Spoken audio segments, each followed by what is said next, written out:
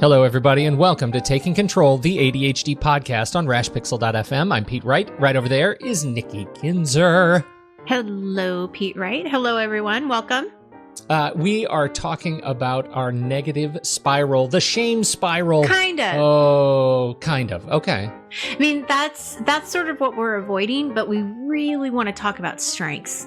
Oh, okay. All right. Yeah. Look at you. You spun me already. I know, right? I know. I'm good at that. How quickly that happened. Before we dig in and I get spun some more, head over to takecontroladhd.com. Get to know us a little bit better. You can listen to the show right there on the website or subscribe to our mailing list and ensure that you get an email each time a new episode is released. Connect with us on Twitter or Facebook at Take Control ADHD and call us 503-664-4ADD to get your thoughts on the show. And of course, thank you to everybody who has done so already, or those of you considering doing so. Check us out at patreon.com/the ADHD podcast, where you can support the show and get some perks. We sure love having you over there. Thank you so much. Okay, we've got our guests are back. Gabriel, Villarreal, and Heather Clifft, hosts of the Informed Consent podcasts. They are back to join us for this conversation. You may recognize them from this very show a couple of weeks ago. We sure love talking about this stuff then, and we're really excited to talk about this stuff now. Heather and Gabriel, welcome back to the ADHD podcast. Yeah, thanks for having us back. So as I was telling Pete, it's not so much about shame or negativity that I want to emphasize. I want to emphasize on the strengths of ADHD, because one of the things that you said, Gabriel, in our show last is you really talked about how ADHD was a strength in your eyes, and that's how you saw it. And I just would love for you to share what you mean by that and how you get there and what you teach your clients and any information that you can give to our listeners about ADHD and strengths. I want to hear it. Yeah, so we've been on the podcast before. You guys know that I have a podcast. I have a part-time job doing community mental health stuff. I have a part-time private practice, ADHD counseling in the Roanoke Valley, where I specialize in, obviously, ADHD.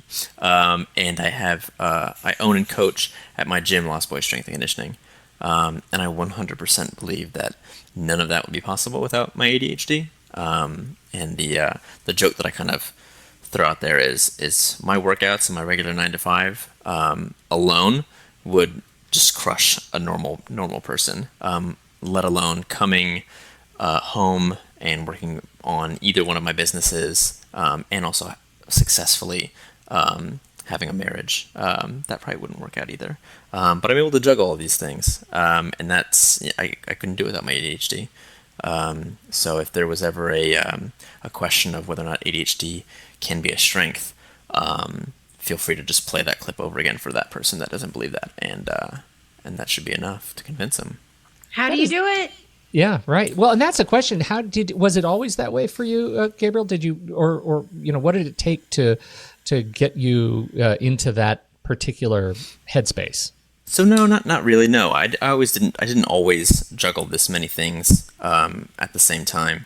And it wasn't until I started Lost Boys Strength and Conditioning, my gym, that I really, I had a very good business mentor and friend who sat me down one day and said, you know enough about strength and conditioning to help anyone for 12 months. So now that you've opened this gym, for the next 12 months, you need to learn about business and stop trying to consume all of the strength and conditioning science that's out there. You know enough. And when I started doing that, I realized that that an entrepreneur lifestyle is the ideal lifestyle for the ADHDer, because they are free to do whatever they want, whenever they want, however they want, in a manner that works best for them.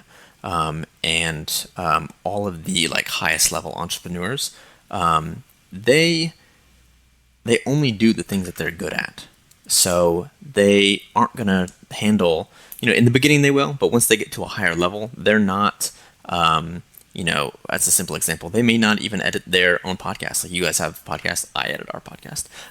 But if I was, in probably 5 years, I probably won't be editing my own podcast, because it takes a lot out of me. It's cumbersome. It can be irritating. I can get frustrated, and my time is better served doing the things that I'm really, really good at. And if I'm only doing the things that I'm really, really good at, I'm providing value for the people that I'm interacting with. I'm changing their lives more. And then I'm always happy because I'm never doing things that I don't want to do or I don't like to do or that I'm not good at. So that's kind of shaped my whole outlook on just do the things that you're good at and, outsource or get help doing the things that you're bad at. A big example of the things that I'm bad at is like any finances for any of the businesses that I have. Me and my wife sit down and I'm like, we're going to go at this for 15 minutes and then we're going to take a break because after 15 minutes, I'm going to get angry and throw something and just freak out because this is really, really stressful for me and I can't conceptualize it. And I just know that about myself. So I don't actively put myself in a position where I'm not going to, be awesome. Gabriel, it's weird that I feel like you're, what's the word? You're me. Like everything you're describing is like you are my twin, man. That is amazing. I get mad and throw stuff too. Yeah, that's fantastic. Actually, it's been a really long disclaimer. It's been a really long time since I threw anything, or got like really, really upset. But that's because you're playing on your strengths, right? Yeah, no, exactly right. It's like, all right, if I'm getting this. I'll give you an example. So I was going through a business like boot camp, as it were, and we got to the whole module on finances. And this was a couple months ago. So this same verve I had, and I opened it up. I opened the Excel spreadsheet while I'm following along with the video. I looked at the Excel spreadsheet, and literally all of the anxiety and frustration from high school and college math classes just rushed back. And I could immediately feel my heart rate go up. I could immediately feel anger coming up. I just closed my laptop and I was like, that's for another day. And I need to have someone around me to help get me through that. Because that's not my unique genius. That's not my mode of genius at all. And so why waste time trying to trudge through that? I got other things that I need to do that I'm really good at. And that will make other people happier than forcing myself to do something that I'm not good at. How did you figure out what your strengths were? And the reason I ask that is that it's not always easy for people. Like if you ask that question, like, what are your strengths? I think a lot of people would kind of freeze. They don't really know. So any advice on how to kind of figure that out? I always like to take people back to a time where they felt like they rocked it. Sometime where they feel like they really had it together. Things went really well. And that can be hard to pinpoint. So you might have to spend a little time digging around. And then you look at what was going on at that time. What was your responsibility? Was anybody else involved? What was their responsibility? What time of year was it? What time of day was it? Where were you located? What were the personalities around you, kind of thing. So in what environments do you thrive? Mm-hmm. Yeah, I'm big on what I call positioning. And I think in our last podcast, I gave the example of Superman. Superman's not Superman under a red sun. He's just like a normal dude, like you or I. But when you put him under a yellow sun, he's Superman. He can fly. He's super strong, and all that jazz. So where are you? We can use this. Where are you? Where can you fly? I mean, realistically, where do you find yourself really getting into that hyper-focused state and really feeling productive? And that may be a clue what you're really, really good at. So for me, I really got into like flow states or hyper-focused states when I played soccer growing up. So I knew that kind of physical activity was really, really good for me. And when I think I shared this in the last podcast, when I was in college going over psychology and stuff, and then even in my master's, time would just fly by while I was learning this stuff. So that was a clear indicator that I'm really good at this stuff and I really like this stuff because I can get into this hyper-focused state. Now, of course, we can't argue that and I do it too, where it's like, all right, I'm going to do this last thing, and then you kind of come out of that hyper-focused state, and it's 3 hours later, and you got that thing done, and you got a whole bunch of other things that don't really matter, and you didn't really need to get done. So there is kind of a fine line. So I think the key is, where are you most productive?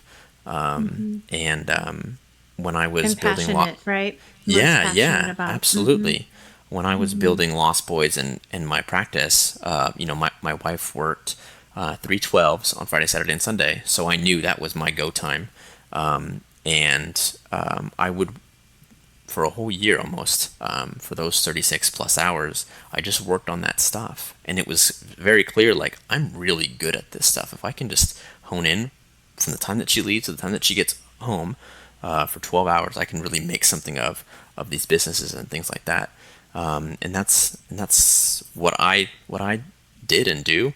But in terms of finding other people's strengths, if they've never had that hyper focus or they've never had those flow state experiences, I just use the Vanderbilt and just say, like, we're going to take the Vanderbilt, whatever this says that you suck at, we can flip it and make them all strengths. So you can't sit still and you're really hyper.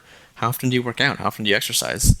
Let's go do that. And then even flipping it and saying, you're still going to be like this when you're 60, 70, 80 years old. And that's an awesome thing, because the 60, 70, 80-year-olds that I see don't get off the couch, like, at all. And if they do, they're not moving very well or very fast. And what kind of life is that? Look at it. Yeah, right. Yeah, I mean, what kind of quality of life is that? But if you can't sit still, you're always going to move. That's going to be wonderful as you get older and older and older again. So that's, take a Vanderbilt and flip whatever it is you have. So really try to identify what those strengths are, look at what you're passionate about, what you're hyper-focusing on. And what I'm also hearing, and I know this is why Pete's saying you're me, is choosing a profession and a job that fits you is obviously going to be a big deal, because we spend so much time at work. Yeah, life's too short to be miserable at really crappy jobs. So, I mean, do what you love. And I mean, I say that, and I'll preface it by saying, like, I love what I do, but I worked every weekend from Friday till Sunday night straight for like 12 to 16 months to build what I have right now, to kind of get me here. So this isn't one of those things where it's like, find what you love and then quit your job, and like, to everyone else, they can just, deal with it and you're going to be super successful. It's like, no, man, you got to work for this lifestyle. You have to work for the privilege to continuously put yourself under that yellow sun. It's not a wake up one morning and I'm gonna do it type of a thing. So what I'm hearing you say is we don't want to be impulsive and go into our jobs tomorrow and say, I quit, without having the work put into it and really a plan on what you're going to do next. Yeah, that's not... And we don't want to be irresponsible. Yeah, no. No, especially not as parents and spouses and all of those things that we are, yeah. It's tough because I have a person I'm working with right now who is really miserable in their job, and trying to navigate that water, that ocean of what to do and how to do it and when are you comfortable. I'm just curious from your guys' standpoint, when you do have a client that comes in and you can tell that part of the job is what's making them miserable because it's not supporting their ADHD, it's not supporting their happiness, ADHD or not, they're just not happy. What do you say? How do you help them in that regard? What would you be doing? What hours would you work? What setting would you work in, kind of thing? And just kind of walking yourself through that would look like, because that can really bring up for you, what are the options? Here's what you would like to have, a job that works mostly in the evening. So what are the options in this area for you to do that if you don't want to move, or moving is not okay, and then who would be around when you're doing that? And that kind of gives you an idea about what type of work setting you're drawn to and that would work better for you. Mm-hmm. Mm-hmm. I totally forgot about that exercise. Mm-hmm. It's the perfect day exercise. Totally good job, Heather. That's why Heather's here. Good job. We're all doing a great job. Yeah. So no, I completely forgot, but I remember I've done that exercise 3 times since 2013. It's looked a little different every time, but every time that I've done it, I've gotten closer and closer to it. And I think it's a really good idea, especially if maybe you have a friend or a spouse or a client that you can kind of see, like, man, maybe they're not really happy in this job, but they're not either ready to admit it or they don't know that they're unhappy yet. That would be a really good exercise to have them do, to really say, oh, this is what I really want, and then have a conversation of how are you going to get there, and not how are you going to get there tomorrow. How are you going to get there over the next 12 months, and then what are the next 24 months going to look like? And that can be overwhelming to the ADHDer, but I think it's let's just do a little bit, or let's keep that vision alive. That way, maybe even subconsciously, we can work towards getting us there. But I think what I also say to my clients that are unhappy in their job situations is, what are you doing when you're not at work? Are you just coming home and watching TV for the other 8 hours of your day before you go to bed for 8 hours? Like, is that all you're doing? Well, that's probably contributing to how unhappy you are. Like, what is your creativity outlet? What is your passion? And that may lead to this lifestyle that we talked about. So if you're really, well, we'll take me for an example. If you're really passionate about strength and conditioning, when you're not working, are you consuming that kind of information, that knowledge? Because it's not going to be boring to you if you really, really enjoy it. If you looked at my Audible account and my Stitcher account, I probably have 2 separate master's degrees in business and in strength and conditioning because of the amount of information that I've consumed over these last couple of years. So it's not something that you can just kind of flip on and go. You need to put in the time and just kind of experiment. What really lights your fire? What really kind of interests you? And maybe you can make it into a job or into a career that supports this lifestyle. But maybe you just fill your other 8 hours with awesome stuff that you really, really like, instead of just watching TV and sitting down for, all of that time. I want to just a reminder of folks. We talked about that the ideal week schedule. Nikki, you remember that? It was a long time ago. Yeah, we did, and actually afterwards, I took out my calendar and I did my own ideal week. Mm-hmm. I still live by that, and one of the things I did at the time was that I went into my calendar on my computer and I turned off all the calendars that I have. You have multiple calendars and colors and things like that, and I have my main primary calendar, and I'm also subscribed to my wife's calendar, my kids' calendars. I turned all of those off. So it's just a blank slate. And I created a new calendar after I went through this exercise. And I just put every minute scheduled in a nice, vibrant yellow, right? And that, so I can see, this is what time I'm going to sleep every night. And this is what time I'm going to ideally wake up. And this is when I'm going to have personal time. This is when I'm going to eat lunch. This is when I'm going to work out. This is when I'm going to work. These are my personal projects. I just put everything on there as if I was, I could just wake up Monday morning and trash everything I was doing and start living my ideal week on Monday morning. And then I turned back on my calendar, and it is enormously empowering when you see yourself, just that visual cue, that indicator, that reminder that you have this ideal, and you can start massaging your sort of real world into that ideal once you have the visibility of it. And that, it's been years now that I've had this calendar. I hide it most of the time now, but when I need a pick-me-up, I just turn that on and look at the overlay of what I'm really doing in my life compared to what I want to do or my ideal. And it goes a long way to getting out of that spiral when you realize, I'm really pretty close. That's, I'm pretty close, or I'm moving in that direction, or I'm making a decision for tomorrow that moves me one step closer to that ideal. Mm-hmm. Well, and something I want to say about what Gabriel said, what I like about your response to, okay, well, maybe it's not going to happen tomorrow where you get this new job, but you're going to be researching and you're going to be looking at what you're doing outside of this job and what are your strengths? What are you passionate about? But what I specifically want to point out is that when you're looking for those things and you're starting to look outside of your current job, it's giving you hope. It's giving you a place where you're not stuck anymore. Like I'm actually now taking some action to take myself out of this stuckiness, which I know is not a word, but I love it anyway. Just commit. It's a word I'm now. I'm committing to it. Yeah. But you're empowering yourself to know that you can take action and you're not stuck anymore.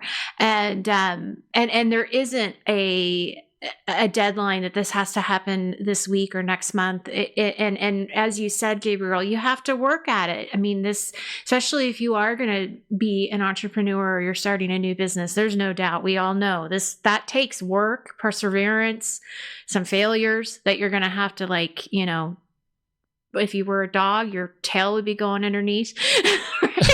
I mean, there's just a lot of stuff that goes into that. But I just love the fact that there's hope. You don't have to stay here.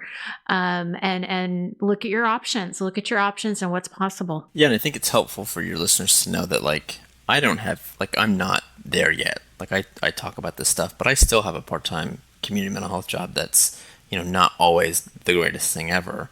And I still have to be there to support my family.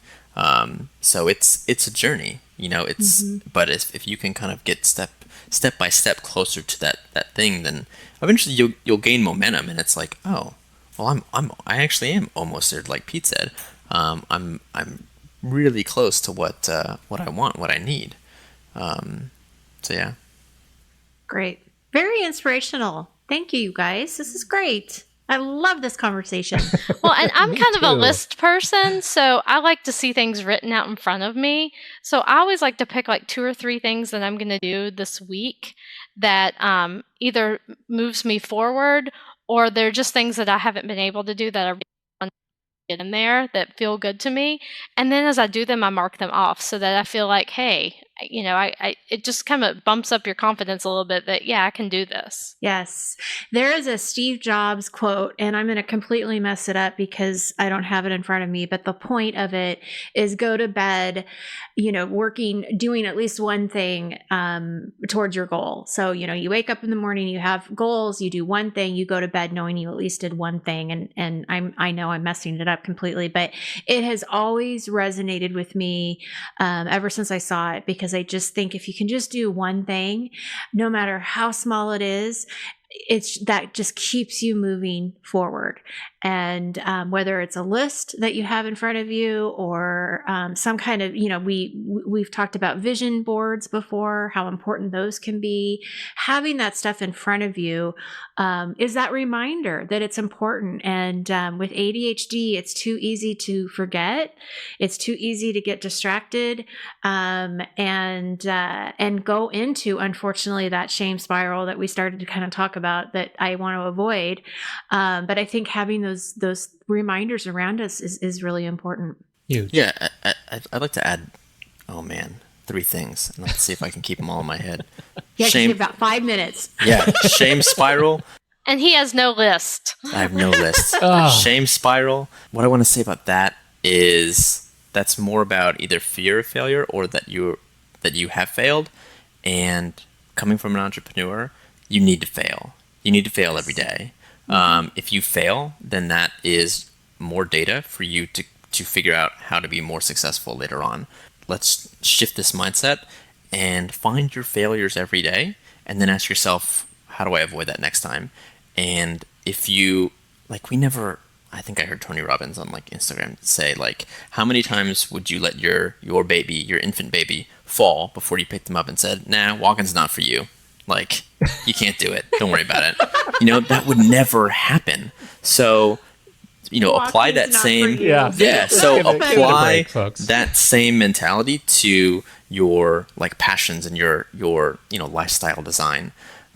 Speaking of lifestyle design, Heather said that we do have an ebook all about mapping out your goals we launched it at 2017. I think maybe 2 people downloaded it. But it's really nice. Hey, we'll put it in the show notes. Yeah. Put it in the show notes. It's like a couple pages, but it kind of walks everyone through it's fill in the blank, perfect day type of a thing. And I know I've done it. And it kind of helps get everything under in order. So lists. Yeah. Number 3, I got them all. These things of getting closer and closer to what your goal is all just reps. And I'll use the strength and conditioning metaphor. If you were you wanted to be a powerlifter, and you need to go to a competition to become a powerlifter, and you knew you had to squat 400 or 500 pounds, you wouldn't wake up day of, get under the bar, and say, let's take this for a ride. There's no situation where that works out. So you 3 years before, you find a barbell, you find a gym, and you squat just the barbell. And then maybe the next week you add 5 pounds, and then you squat the barbell. And then the next week you add 5 more pounds, and then 5 more pounds, and then more reps and more reps. And you get closer and closer to your goal. I'm oversimplifying it, but you guys get the general idea. Like, you have to put the reps in to get to your goal. You know, it's not an overnight thing.